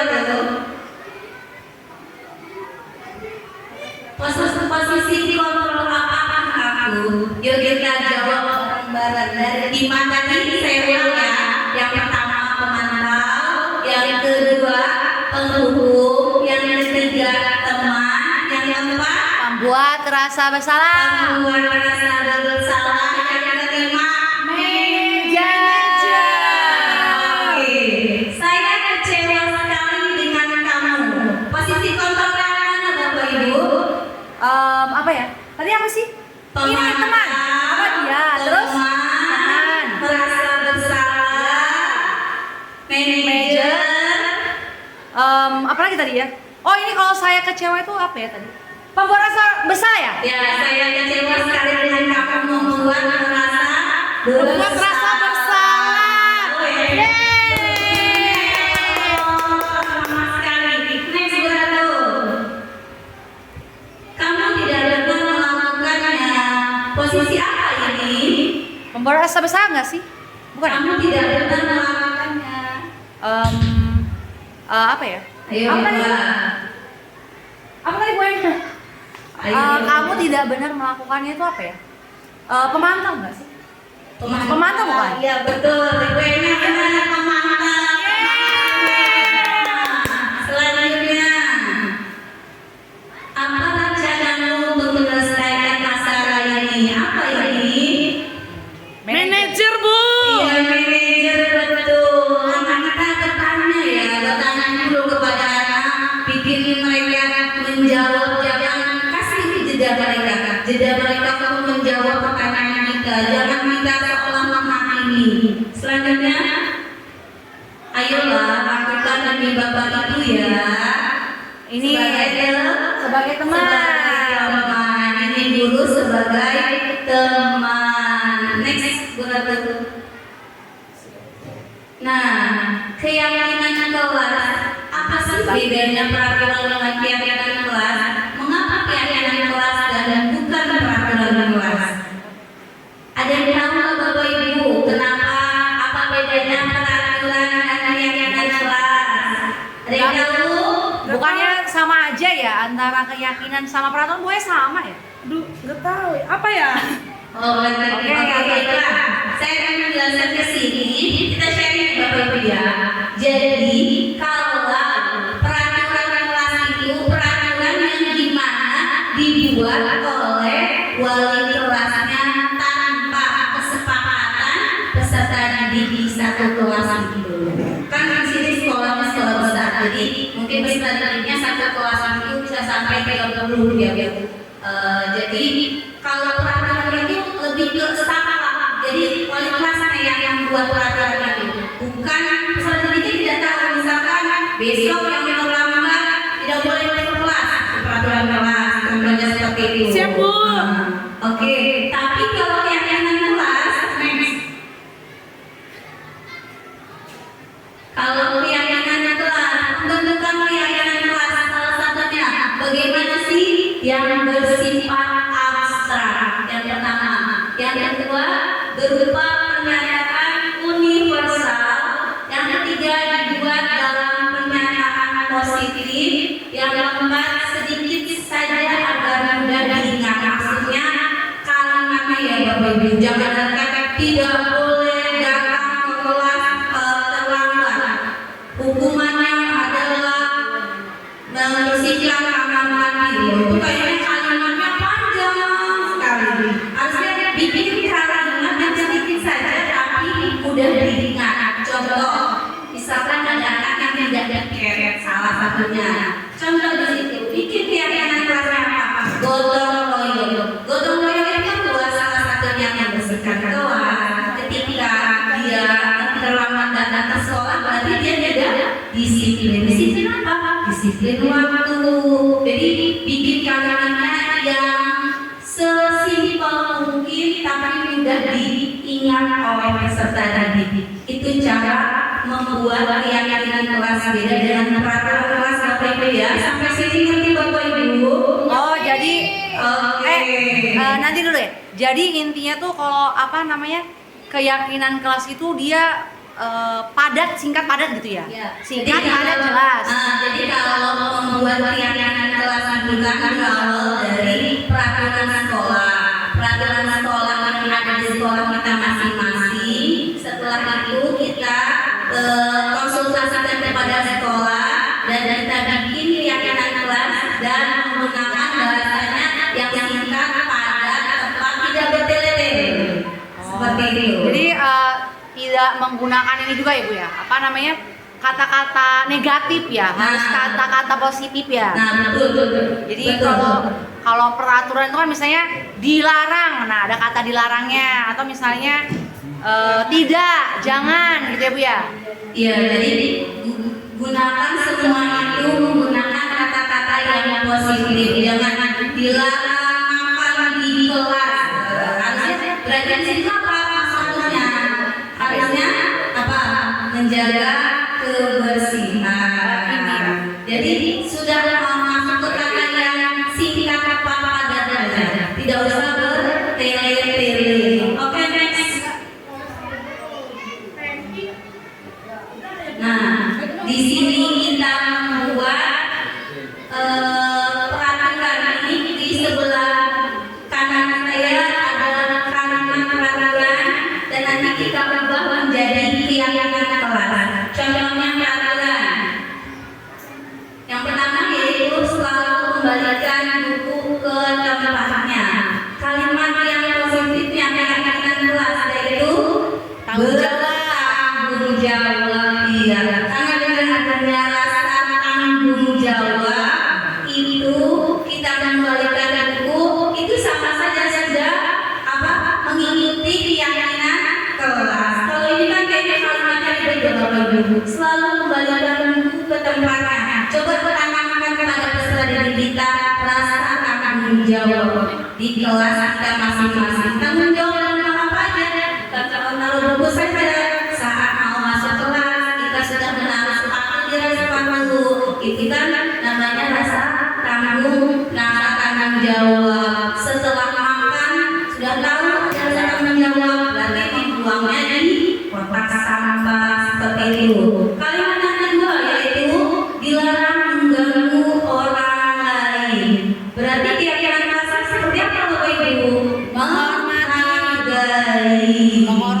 Menghormati bisa. Bapak Ibu udah paham berarti ya soal peraturan dan keyakinan kelas ya? Baru dikit. Alhamdulillah. Insya Allah kita setelah ini bisa praktekkan di kelasnya masing-masing. Insya Allah. Amin. Hadir di sekolah 15 menit sebelum pembelajaran dimulai. Berarti ini keyakinan kelasnya tentang apa ya Bapak Ibu? Disiplin ya. Oke, Tanggung jawab. disiplin dan tanggung jawab. Yang keempat, 5 ya, 4. Dilarang melakukan kekerasan. Berarti ini termasuk Apa ya? Ini apa namanya? Sayang ya? Apa sih? Sayang menyayangi itu loh. saling menyayangi, karena kita tidak boleh melakukan atau membuli. Jadi Ya, pokoknya dia saling menyayangi, menghargai, menghormati sih maksudnya. termasuk sila kedua kemanusiaan yang adil dan beradab, menghormati, menyayangi, apalagi mengasihi, ya, peduli terhadap pertemanan lain. Oke. Yang kelima, dilarang menggunakan narkoba. Ini keyakinan kelasnya yaitu tentang kesehatan. Kalau kita menulis seperti ini kan kalimatnya sepertinya dilarang negatif kalau tentang kesehatan. Nah, jadi di kesehatan itu berarti kita salah satunya dari menjaga makanan kita, pola hidup kita, apa yang harus kita gunakan, yang tidak baik buat diri kita juga tidak boleh gunakan. Oke, yang selanjutnya yaitu pergantian atau menunggu giliran. Berarti Budaya antri. ya Bu Yuli, luar biasa. Terima kasih Bu Yuli. Disiplin ya. Selanjutnya gunakan masker. Kesehatan. Ya, terima kasih Bu Puspa. Gunakan masker itu termasuk kesehatan, karena siapa lagi yang menjaga diri kita kalau bukan diri kita sendiri. Oke, kita jaga diri kita dengan baik, karena kalau nggak kita siapa lagi? Yang terakhir yaitu jangan berlari di kelas atau koridor. Itu termasuk keamanan. Safety. Kita harus menjaga lagi seperti menggunakan masker. Kita menjaga kita safety diri kita. Karena kalau kita tidak menjaga diri kita tidak berhati-hati, nanti kedepannya itu akan berdampak buat diri kita sendiri. Oke, sampai sini jelas ya Bapak Ibu tentang peraturan dan keyakinan kelas. Insya Allah. Alhamdulillah. Kita koreksi ya dari jawabannya tadi. Luar biasa. Yang pertama, selalu kembalikan buku ke tempatnya. Biar ada kasih tanggung jawab. Betul berarti ya Bapak Ibu. Kita cukup 15 dulu. Yang kedua, dilarang mengganggu orang lain, termasuk menghormati orang lain. Benar lagi. Yang ketiga, hadir di sekolah 15 menit sebelum pembelajaran dimulai. Menghormati orang lain dan atau berkomitmen. Jadi benar. Tadi kan jawaban Bapak Ibu itu menghormati orang lain.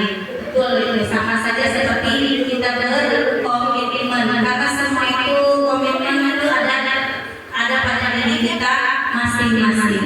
Yang keempat yaitu dilarang melakukan kekerasan. Jawabannya benar, menghormati orang lain, keselamatan keluarga kita. Kita suka ngebully, kita suka mukul. Nanti gini, kalau ada pepatahnya di dalam Mahfuzul itu seperti ini. Man yazru yahsud, barang siapa yang menanam dia akan menuai. Jadi kalau kita berbuat baik, itu akan balik kembali kita. Tapi kalau kita Jadi sebaik-baiknya manusia dalam berbuat baik dengan manusia yang lain. Karena apa? Nanti imbalannya itu bakal balik ke diri kita sendiri. Amin. Selanjutnya yaitu bergantian atau menunggu giliran. Nah, ini nih menghormati orang lain. Susahnya, nggak usah jauh-jauh ya. Di sekolah kita aja susah. Jangan mungkin bapak ibu juga kalau suruh ngantri itu sabarnya setipis-tipis itu, ya. Setipis-tipis. Bagi tiga. Ngantri itu budaya ngantri itu dari zaman dahulu.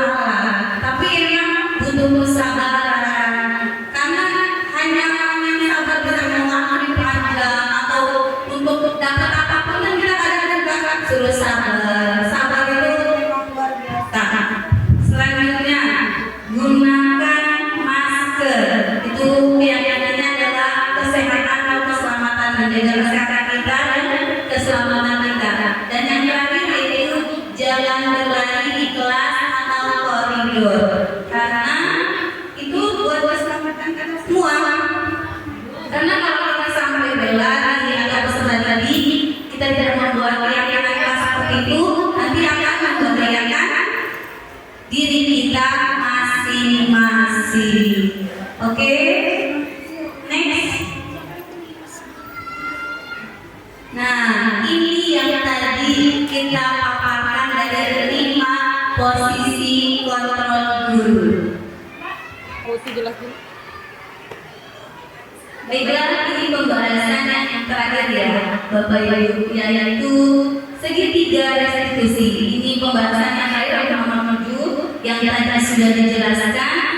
Di sini kita menggunakan segitiga restitusi untuk suatu masalah. Yang pertama, sebelumnya saya bacakan dulu suatu proses dialog yang dijalankan oleh guru agar dapat menghasilkan murid yang mandiri dan bertanggung jawabnya dalam hal ketika mereka melakukan kesalahan, mereka bisa mempertanggungjawabkan kesalahannya dan mereka bisa menjaga diri mereka sendiri dengan kita merespon apa yang mereka sampaikan atau utarakan. Karena kita sebagai pendidik yang baik, seharusnya kita bisa mendengarkan keluh kesah mereka, alasan mereka. Jadi kita jangan menjadi guru yang otoriter. Jadi ketika anak masih menjelaskan, sudah aku nggak mau dengar, tidak boleh seperti itu. Jadi di sini 3 restitusi ini kita akan bahas, kita akan jelaskan. Yang pertama yaitu tentang stabilitas identitas. Yang kedua fondasi tindakan yang salah, dan yang terakhir menanyakan keyakinannya. Next. Nah, menstabilkan identitas.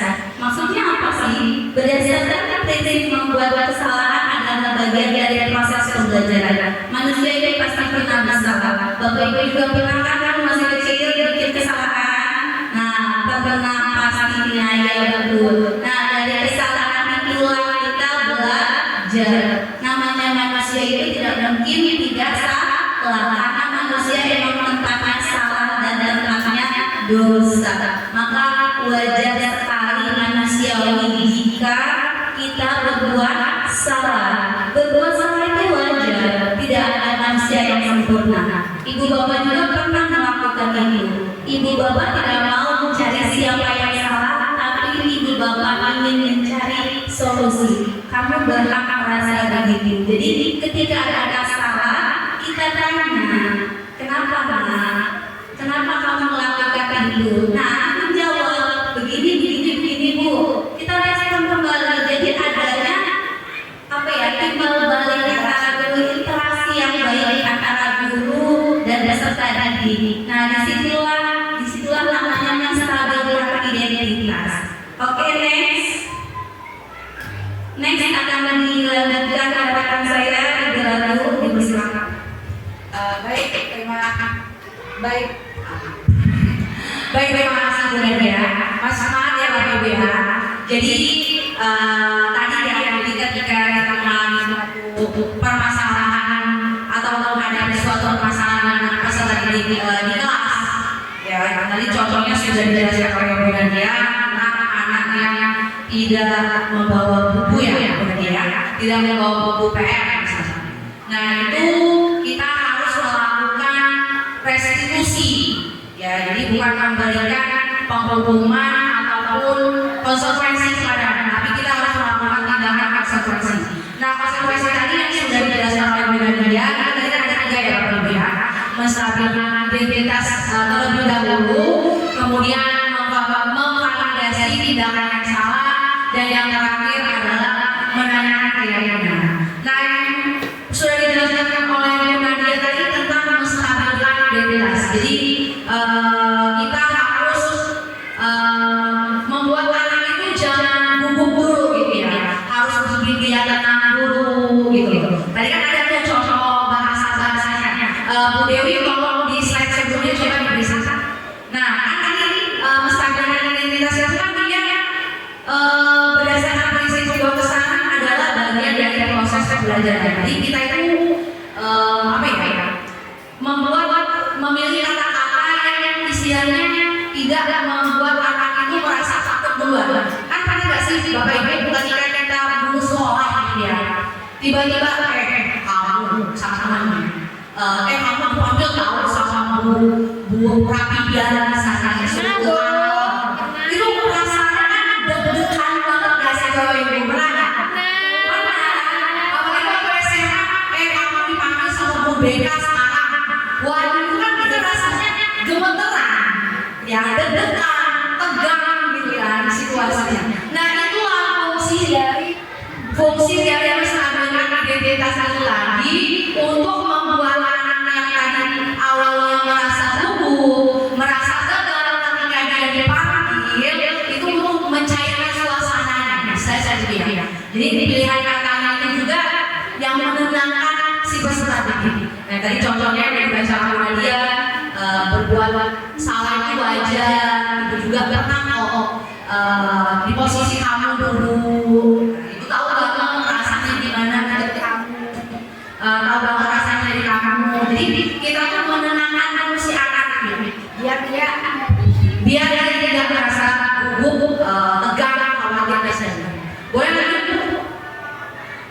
Nah setelah kita menstabilkan identitas, kita melakukan validasi tindakan yang salah. Apa sih? Jadi berdasarkan prinsipnya itu, validasi tindakan yang salah itu, perilaku anak-anak itu dia berupaya untuk memenuhi suatu kebutuhan tertentu. Jadi kenapa anak itu melakukan suatu yang kita anggap salah, suatu yang kita anggap salah tadi, karena anak itu ada kebutuhan dasar yang belum terpenuhi oleh dirinya. Tadi kan kita udah belajar dari sebelumnya materinya 5 kebutuhan dasar manusia.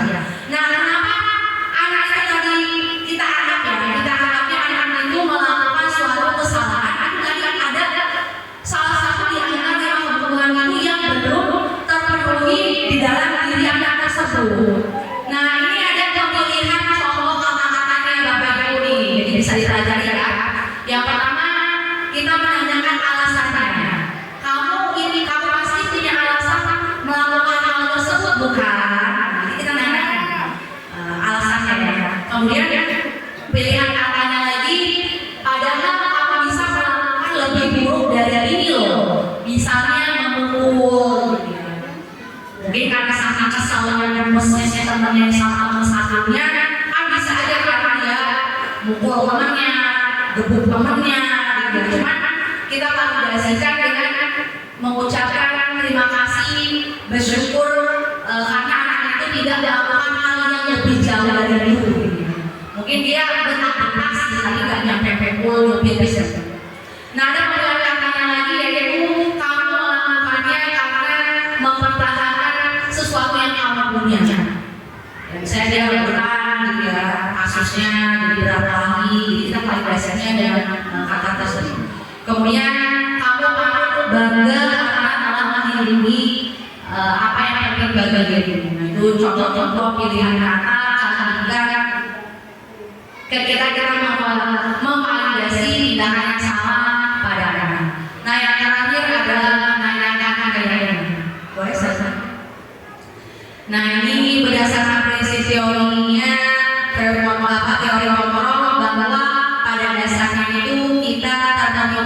secara intrinsik. Jadi motivasi intrinsik itu tadi berkaitan dengan nilai-nilai yang diyakini oleh seseorang ya tanpa adanya paksaan ataupun dorongan dari orang lain.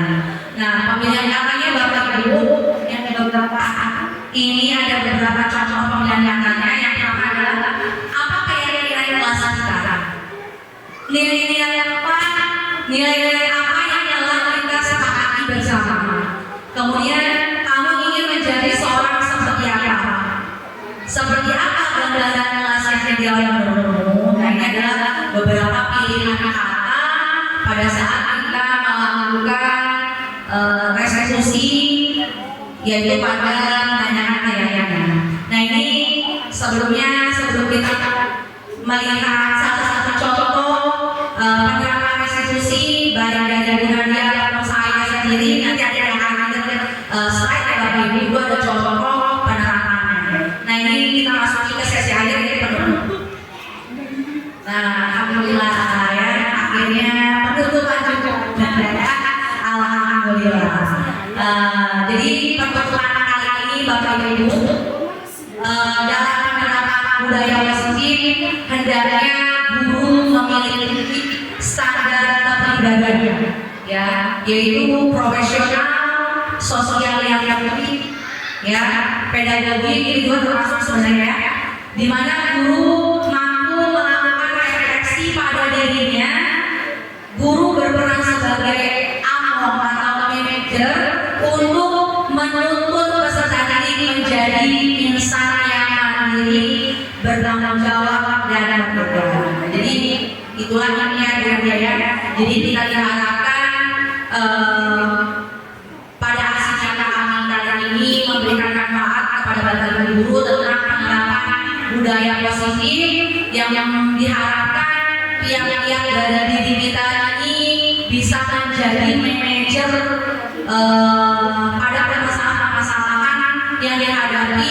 Kita juga berkelas-kelas ya, tidak menjadi seorang yang pemukul, tapi menjadi manajer yang baik. Itu sih. Mungkin ada tambahan dari Bu Nadia yang disampaikan sebelum penutupan akhir slide video.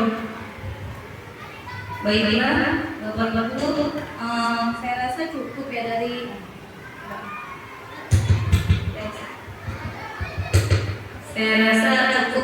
pemaparan dari kami berdua, dari tadi yang dijelaskan oleh Ibu dan saya.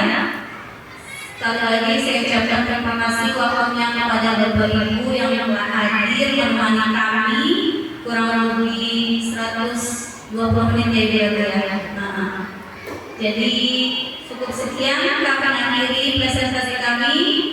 Akhirul kalam, wabillahi taufiq wal hidayah. Wassalamualaikum warahmatullahi wabarakatuh. Waalaikumsalam warahmatullahi wabarakatuh.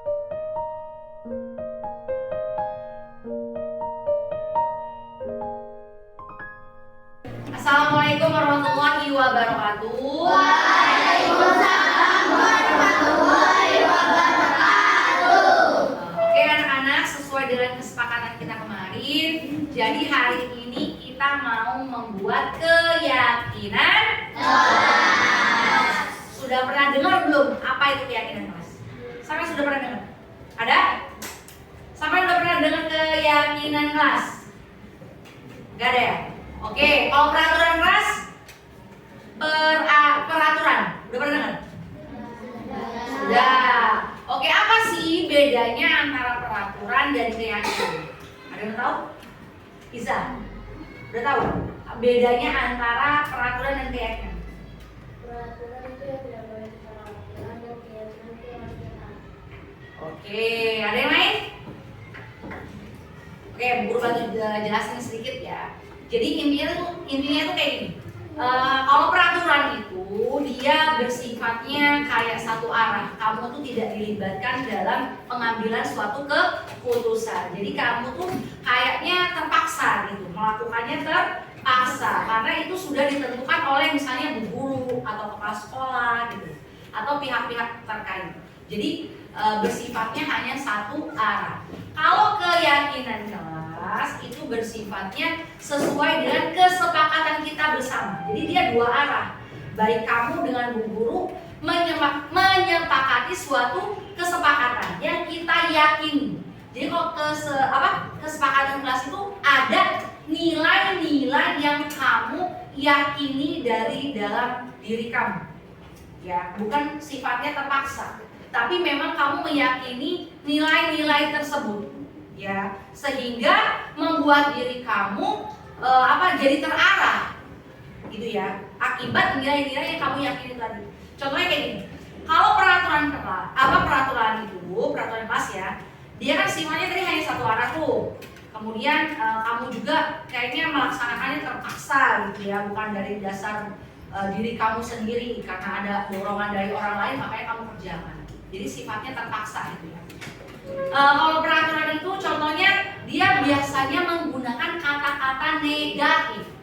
Ya, tahu kata-kata negatif? Tahu nggak? Gimana? Kata-kata negatif itu biasa diawali dengan jangan. Terus apa lagi? Tidak. Apa lagi? Dilarang. Coba siapa yang bisa menyebutkan peraturan yang diawali dengan kata tidak, dilarang atau jangan? Ayo, siapa yang bisa bantu guru? Siapa yang bisa membantu Bu Guru contoh satu peraturan yang diawali dengan jangan? Ada? Apa? Sabrina, oke. Nah, jangan membuang sampah di depan kelas, kata Sabrina. Oke, benar. Itu namanya peraturan. Sekarang kita mau membuat suatu keyakinan yang asalnya itu dari peraturan tadi. Gimana kamu meyakini hal tersebut tadi sehingga kamu bisa mematuhinya, maksudnya bisa menjalankannya memang dasar dari nilai-nilai yang kamu yakini. Coba kita ubah. Kalimat yang tadinya jangan dirubah menjadi kalimat positif. Ayo, siapa yang bisa bantu dulu? Kalimat jangan tadi, jangan membuang sampah sembarangan. Sekarang kita rubah menjadi kalimat positif. Jadi kalau keyakinan kelas itu dia diawali dengan kalimat-kalimat positif. Paham ya? Apa? Ayo. Jangan membuang sampah sembarangan. Dirubah menjadi kalimat positif. Ayo. Ada yang bisa? Oke, Bu Guru kasih contoh ya. Tadi kan jangan membuang sampah sembarangan. Kita rubah menjadi kalimat positif. Apa namanya? Ayo. Jagalah. Iya, jagalah kebersihan lingkungan. Jadi kalau kamu menjaga lingkungan, artinya kan kamu tidak membuang sampah sembarangan. Iya apa ya? Iya kan? Jadi kalimat yang tadi negatif dirubah menjadi kalimat positif. Nah, kalimat positif itulah yang dimaksud dengan keyakinan kelas. Jadi keyakinan, jadi dengan kita menjaga lingkungan, oh itu artinya terkandung nih nilai-nilai. Oh berarti kita harus menjaga lingkungan, tidak boleh membuang sampah sembarangan. Kita harus membersihkan setiap lingkungan. Jadi masuk semua tuh ke dalam situ. Ya, hanya cukup mengganti kalimatnya tadi, jagalah kebersihan lingkungan. Ya, atau menjaga kebersihan lingkungan. Ya, dengan nilai-nilai yang ada di dalam kalimat tersebut, nah kamu akan mempunyai sikap nih nanti ke depannya. Oh iya, kalau ada ngelihat sampah langsung diambil, buang tong sampah. Atau kamu megang sampah nih, gak ada tong sampah nih, dicari kanan kiri. Oh sampahnya disimpan dulu, jangan langsung lempar, tapi disimpan sampai ketemu tong sampahnya. Karena tadi kamu mempunyai keyakinan terhadap kalimat tersebut tadi, menjaga lingkungan. Oh berarti saya harus menjaga lingkungan biar tetap bersih, tetap asri, jangan sampai kotor gitu kan. Ya apa enggak? Jadi dimanapun kamu berada, kalau kamu mempunyai keyakinan terhadap suatu nilai-nilai, itu insya Allah kedepannya kita menjadi manusia yang apa? bertanggung jawab, baik terhadap diri sendiri, orang lain ataupun lingkungan. Paham ya? Jadi kalimatnya itu harus bermakna positif. Kalau peraturan tadi bermakna negatif. Jadi kalau ada kata-kata dilarang, jangan, tidak, itu namanya peraturan. Nah, bagaimana peraturan itu kita kemas menjadi suatu keyakinan yang mempunyai nilai yang kamu yakini. Paham? Paham. Jadi maknanya luas tuh kalau keyakinannya. Oh iya, saya harus menjaga kebersihan. Berarti saya nggak boleh buang sampah sembarangan. Berarti kalau saya melihat sampah harus dipungut, gitu ya. Kalau misalnya ada teman yang membuang sampah, ya kamu bagaimana caranya mengingatkan orang tersebut untuk membuang sampah pada tempatnya. Terus kamu juga gimana caranya melihat lingkungan sekitar. Oh, kalau misalnya gersang nih, kira-kira butuh apa? Butuh ditanami pohon, gitu. Itu termasuk namanya menjaga lingkungan. Jadi menjaga lingkungan itu maknanya luas, bukan hanya membuang sampah saja. Ya, dengan kita memelihara, menjaga, merawat, itu juga termasuk kita menjaga lingkungan. Ya, ada tanaman disirami, diberi pupuk, diberi air, itu juga termasuk menjaga lingkungan. Jadi ada nilai atau poin-poin yang kamu yakini dalam diri kamu. Oh, begini nih harusnya, bukan begitu. Nah, itulah yang dinamakan dengan keyakinan. Paham ya? Atau misal contohnya kayak gini, kalau ulangan kita tuh sebaiknya apa? Ya, jadi pas pada saat ulangan tuh kita nggak boleh tidak boleh mencontek saat ulangan. Itu maksudnya keyakinan atau peraturan? Peraturan. Gimana peraturan itu tadi kita rubah menjadi keyakinan kelas? Gimana kalimat penggantinya? Kalimat pengganti gimana? Jadi kalau kita nggak nyontek itu berarti kita sudah berbuat apa? Berbuat apa? Kalau kita tidak mencontek, kita sudah berbuat apa? Jujur. Kan kalau kamu nyontek berarti tidak jujur. Paham nggak? Kalau kamu tidak nyontek berarti kamu sudah bersikap jujur. Nah, jadi keyakinan kelasnya bukan dilarang mencontek, tapi keyakinan kelasnya berubah menjadi bersikap jujur. Ya, paham? Nah, jujur di sini kan maknanya luas. Bukan hanya saja tidak mencontek, apa tadi? Tidak berbohong, ya kan Kak? Amanah, ya kan? Itu masuk ke dalam situ kan? Masuk ke dalam jujur. Paham? Ya, jadi gimana caranya peraturan itu tadi kita yakini dia mempunyai suatu nilai yang kita yakini. Nah, itulah yang nanti dirubah menjadi keyakinan kelas. Jadi keyakinan kelas itu hasil dari kesepakatan bersama. Oh, satu kelas 5C ini kita bersepakat ngapain ya? Oh iya, tadi harus tidak mencontek. Kalau lagi ulangan atau ngerjain PR tidak nyontek, ataupun latihan tidak nyontek. Berarti kita harus menanamkan sikap jujur. Paham ya? Jadi dikemas dengan kalimat yang baik atau positif. Paham? Nah, kalau sudah, nanti kita buat kesepakatan kelasnya menjadi keyakinan kelas. Bu guru bakal bagiin satu-satu ya. Satu-satu, kira-kira kamu tuh pengen apa sih di kelas ini? Ya, pengen mempunyai keyakinan apa sih di kelas ini yang kita sepakati bersama? Ya, jelas ya. Jadi guru bagikan satu-satu, yang perempuan nanti yang warna pink, yang laki-lakinya yang orange. Satu aja nilai keyakinan kelas apa yang pengen kamu satu kelas ini sepakati. Ya, Jadi nanti kita tempel di depan papan tulis. Paham? Ada yang mau tanyain? Jelas? Oke, Bu bagi satu-satu. Siapa ini?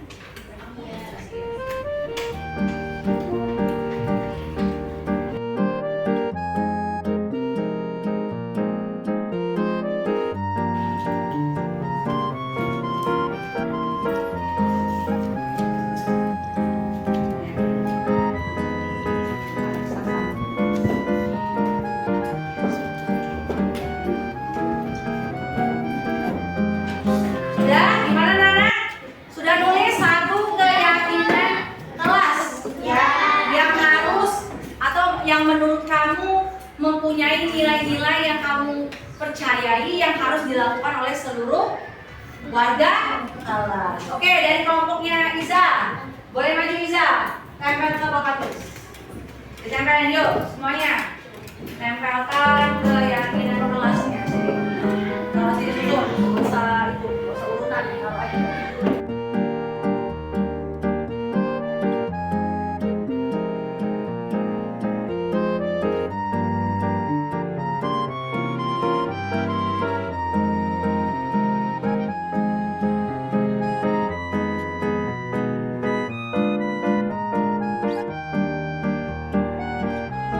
Yang pertama adalah keyakinan kelas kita. Yang pertama apa tadi?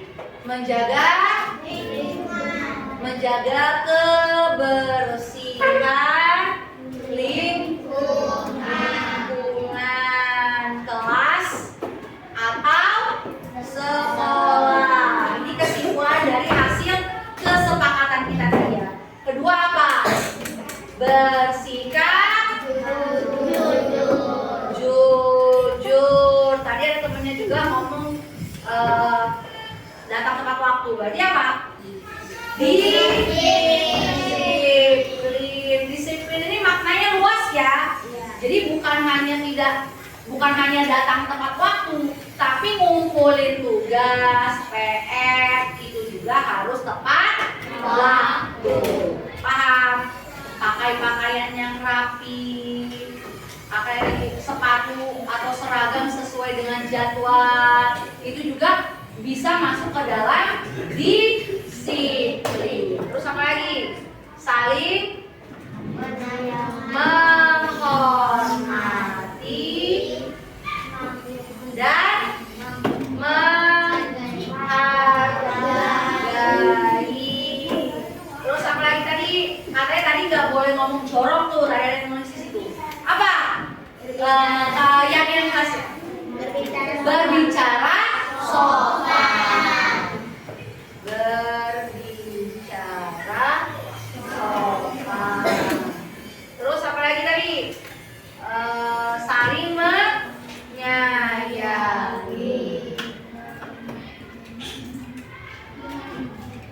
Jadi tadi kan katanya jangan pukul-pukul temennya, jangan ngejek-ngejek membuli temennya, kan itu bisa masuk ke dalam saling menghargai atau menghormati, bisa juga masuk ke dalam saling menyayangi. Paham ya?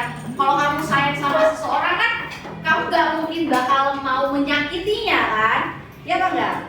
Iya apa enggak? Kalau udah sayang sama orang mungkin gak kamu pukul-pukul, mungkin gak kamu kata-katain, kan? Pasti kamu bakal melindungi dan menjaga. Paham ya? Jadi inilah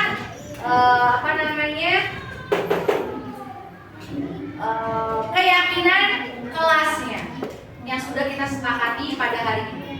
Jadi menjaga kebersihan lingkungan kelas atau sekolah, bersikap jujur, disiplin, saling menghormati dan menghargai, berbicara sopan, sama saling menyayangi. Jelas? Nah, jadi nanti kita bakal kukuhkan keyakinan kelas ini. Karena ini adalah kesepakatan kita bersama, maka nanti satu persatu buat tanda tangan ya, bahwa kamu menyetujui keyakinan kelas 5C. Paham? Ada yang mau tanyakan? Jelas?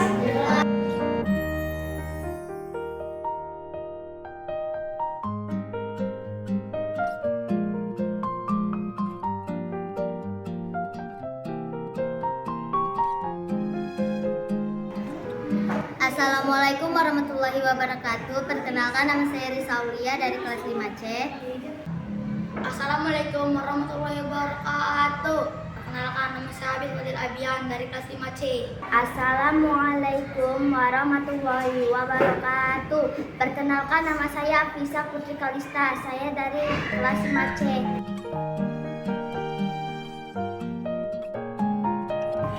Sangat senang sekali. Sangat senang sekali. Sangat senang.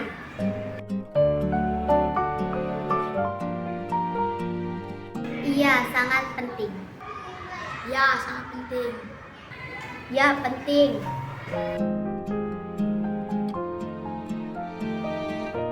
Agar membuat saya disiplin. Agar membuat saya menjadi disiplin. Membuat saya menjadi orang yang bertanggung jawab.